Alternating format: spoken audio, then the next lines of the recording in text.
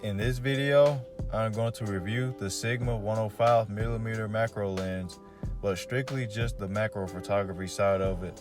I'm going to cover how it performs out in the field and everything else macro related.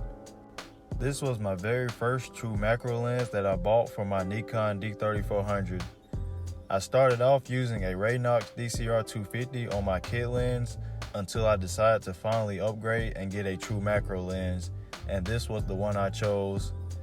I used this lens for about 2 years, so I have a good bit of experience with it. I'll have all the specifications on the screen right here, but a few special features about this lens is that it incorporates floating interfocusing, which moves two lens groups separately. This minimizes aberrations which occurs as shooting distances changes and enables stable rendering of the image from infinity to 1:1 magnification. It also corrects image distortion, especially when taking close-up photos. Another special feature about this lens is that it has a rounded 9-blade diaphragm, which creates an attractive blur to the out of focus areas. It will also create smooth, rounded, out of focus highlights when taking photos which have a strong light source in the background. This lens has 3 switches. The first one is a focus limiter. This is a 3-way switch that enables autofocus range limit. If you are shooting macro, have this set to 0.45 meters, and for non-macro shots, have it set to full.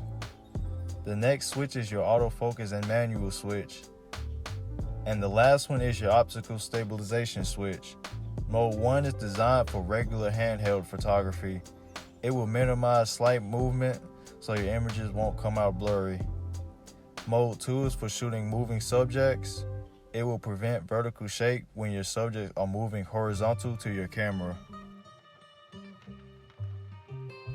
Weight and feel wise, this lens is in the middle, meaning it is not too heavy, but it is not super light either. With it not being super heavy, handheld macro photography should not be much of an issue. The exterior of the lens is plastic, but it feels sturdy. One thing to note is that this lens is not weather sealed, but it is dust and splash resistant. The manual focusing ring is smooth and tight, which is good because you can make those small adjustments easily. A good thing about this lens is that it has a good working distance, which is critical when shooting macro because you do not want a very short working distance because you will scare the subjects away most of the time. Another good thing about this lens is the optical stabilization.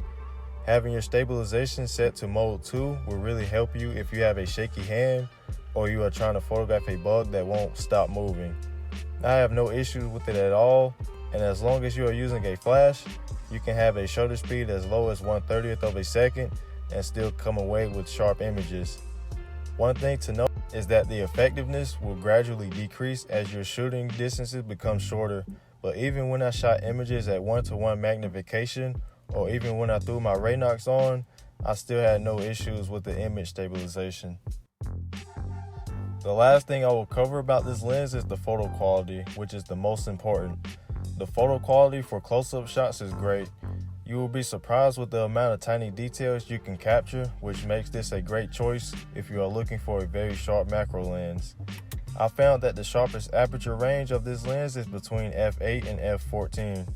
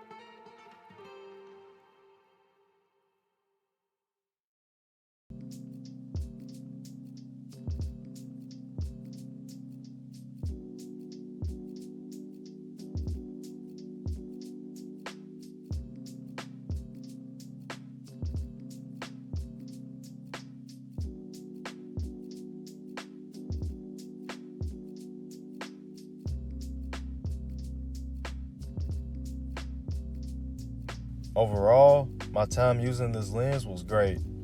I do not really have any complaints about it. If you are looking for a versatile lens that can produce very sharp macro photos and one that you can use to take portraits and anything else, then this is the lens for you. If you have used this lens in the past or you have one currently, then let me know down in the comments your thoughts on it if you have any. My next video, I will review the lens that I currently use, which is the Olympus Mzuko 60mm.